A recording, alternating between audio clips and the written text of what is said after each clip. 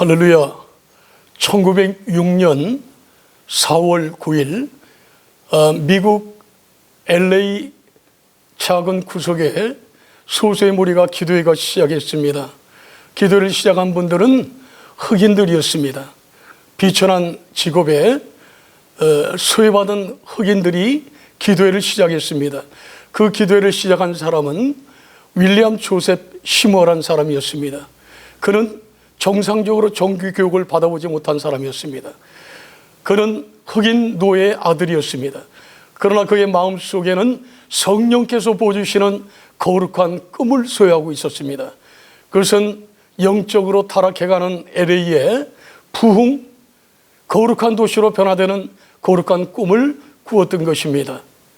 그리하여 그들 기도회에 성령께서 강력한 역사가 일어났습니다. 그래서 며칠 되지 않아서 LA 아주사 스트리트에 있는 마구간으로 사용하던 작은 목조 건물로 그들은 옮겨서 기도회를 시작합니다.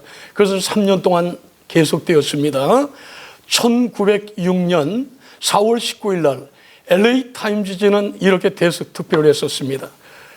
그 집회는 마치 지진이 일어나는 것 같았다, 이렇게 증언을 합니다. 여러분 보십시오. 그 작은 흑인들의 그 기도회가 여러분 20세기의 세계 기독교사의 새로운 장을 이어는 현대 오순절의 운동의 시초라고 보는 아주사 부흥 운동인 것입니다. 참으로 배우지 못하고 소외되었던 흑인 노예 아들 한 사람이 성령께서 부어주시는 거룩한 꿈을 꾸었을 때 한 도시를 변화시켰을 뿐만 아니라 100년이 넘은 지금까지 전 세계의 성령의 바람이 불고하는 거룩한 영향력을 끼치고 있는 것입니다. 성도 여러분 생각해 보십시오. 우리가 살고 있는 이 현실도 너무나 혼란스럽습니다. 그러므로 구원받은 우리 성도들은 거룩한 꿈, 성령께서 보여주시는 거룩한 꿈을 꿔야 될 줄로 믿습니다. 그래 우리 모두가 이 시대에 하나님의 거룩한 기독군들이 되기를 간절히 원합니다. 여러분, 그래서 저는 이 시간 이스라엘 백성들의 꿈 이야기를 하려고 하는 것입니다. 그들이 성령께서 보시는 거룩한 꿈, 그 꿈과 좌절과 또한 그 꿈을 이루어 가시는 하나님의 이야기를 오늘 성경 본문을 통해서 찾아보려고 하는 것입니다. 여러분, 통일 이스라엘의 왕국 이스라엘의 3대 왕이었던 솔로몬, 여러분 아시는 대로 그는 처음에는 참으로 선한 왕이었습니다. 성전을 봉헌하고 하나님 앞에 예배드린 후에 하나님이 그에게 소원을 묻습니다. 내가 너에게 무엇을 하여 줄고? 솔로몬은 하나님께 원한 것이 지혜였습니다. 하나님, 나는 이 백성들을 참으로 다스릴 지혜가 없습니다. 그러니 하나님 지혜를 허락하여 주시옵소서. 하나님은 그 소원을 선하게 보셨습니다. 지혜뿐만 아니라 그에게 많은 재물과 권력, 명예 주었습니다.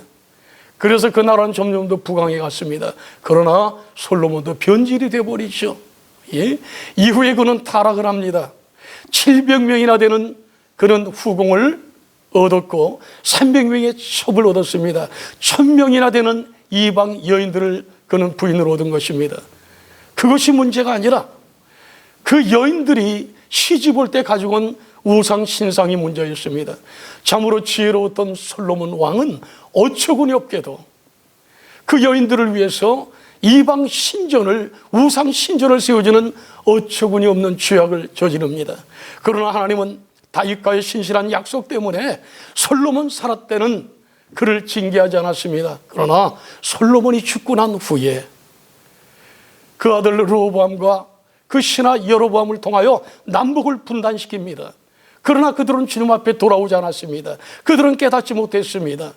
그래서 하나님은 BC 722년에 아수르 나라를 통해서 북이스라엘을 먼저 멸망을 시킵니다. 그렇다면 여러분, 남유다 깨달아야 되잖아요. 형제 나라가 멸망당했는데 깨달아야 되는데 그들 깨닫지 못했습니다. 하나님 앞에 돌아오지 못했습니다. 우상을 섬겼습니다. 불순종했습니다. 그래서 하나님은 바벨론의 느부갓네살 왕을 통해서 BC 586년에 철저히 예루살렘을 멸망시키십니다.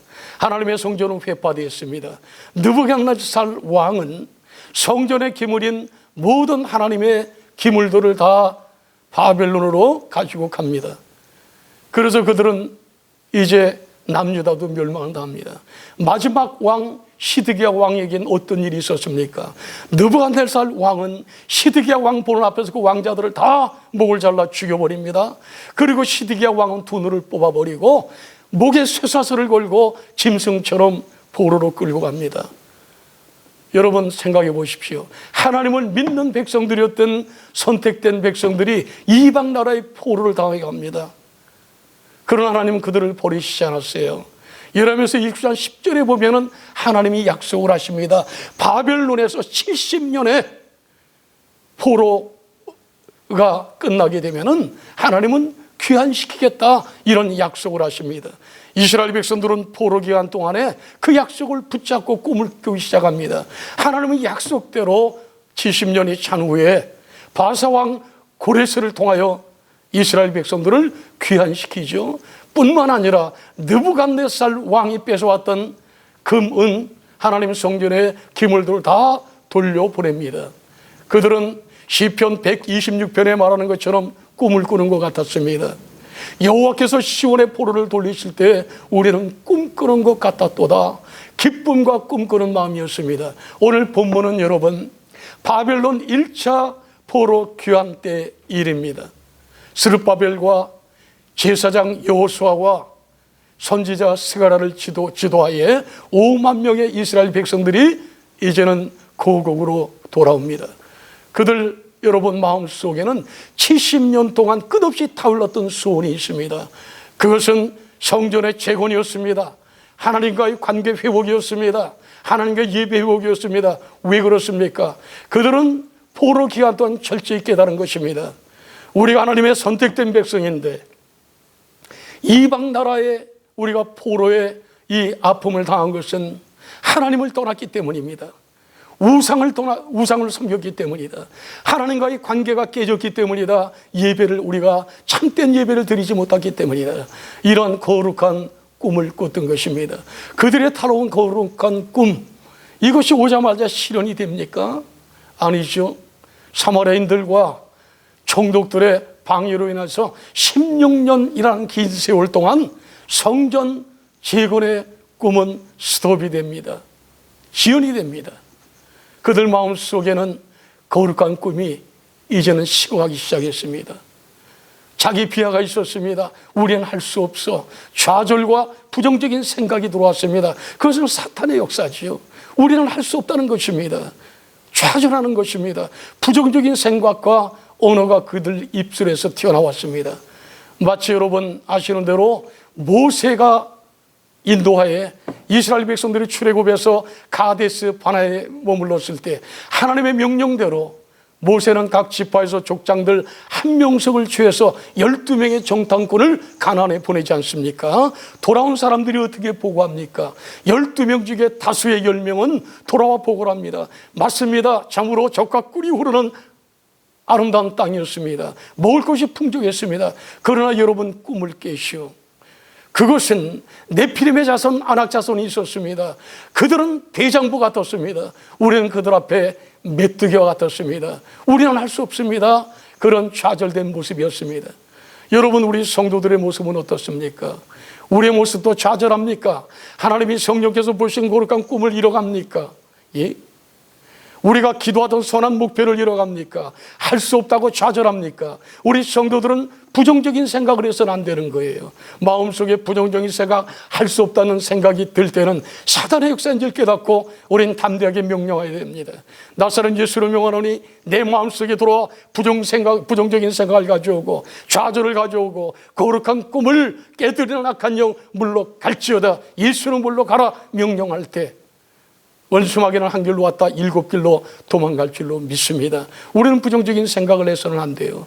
오늘 주님은 말씀하고 있는 거예요. 오늘 본문에 보니까 하나님께서는 할 수 있다는 것이에요. 좌절에 있는 이스라엘 백성들에게 다시 꿈을 줍니다. 할 수 있다고 말씀하고 있는 것입니다. 그러나 너희들 힘으로 되는 것이 아니다. 너희들 능력으로 되는 것이 아니야. 나의 신, 나의 성령으로 되느니라, 그렇게 말씀하셨습니다. 그렇습니다. 우리는 할 수 없습니다. 우리 힘으로 할 수 없습니다. 그러나 어떤 어려운 일이 있다 할지라도 성전 재건도 마찬가지요, 우리의 꿈도 마찬가지요, 하나님의 일은 성령의 능력으로 할 수 있는 것입니다. 그래서 오늘 본문 7절에 보니까 말씀하십니다. 큰 산아 내가 무엇이냐, 내가 스룹바벨 앞에서 평지가 되리라, 이렇게 말씀하십니다. 큰 산은 무엇입니까? 큰 산은 성전을 방해하는 악한 무리, 하나님의 일을 방해하는 악한 무리, 성도를 좌절하게 말하는 악한 영들, 이 모든 것을 총칭하는 것입니다. 성령을 우리가 믿고 의지할 때 모든 것이 평지가 된다고 말씀하고 있는 것입니다. 그러므로 우리 성도들은 좌절해서는 안 됩니다. 거룩한 꿈을 꾸어야 됩니다. 하나님은 살아계십니다. 내가 산을 향하여 눈을 들기라, 나의 도움이 어디서 올꼬, 천지를 지으신 하나님에게서로다. 우리 인간을 헬라어로 안드로포스라고 말합니다. 그것은 위를 바라보는 존재입니다. 왜 그렇습니까? 하늘을 바라볼 때, 주님을 바라볼 때, 성령님을 의지할 때 거기에 답이 있기 때문입니다. 좌절하지 마십시오. 우리는 꿈을 꿔야 됩니다. 하나님의 도우심으로 이스라엘 백성들은 성전을 완공했습니다. 그것도 이방 왕들의 도우심으로 성전을 완공하는 것입니다. 사랑하는 성도 여러분, 우리 삶 속에 수시로 다가오는 큰 산 어떻게 할 것입니까? 장벽을 어떻게 할 것입니까? 우리는 거기서 자포자기해서는 안 됩니다. 우리의 거룩한 꿈, 하나님 나라의 일, 하나님 나라와 의를 위하여 달려가는 모든 일들, 이것은 성령의 도우심으로 반드시 이루어질 줄로 믿습니다. 그러므로 큰 산이 다가왔을 때 우린 좌절하지 않은 것이 아니라, 좌절하는 것이 아니라 거룩한 꿈을 꿔야 될 줄로 믿습니다. 큰 산아 내가 무엇이냐, 스룹바벨 앞에서 평지가 되리라. 이 약속은 이스라엘 백성들 스룹바벨과 한 약속이 아닙니다.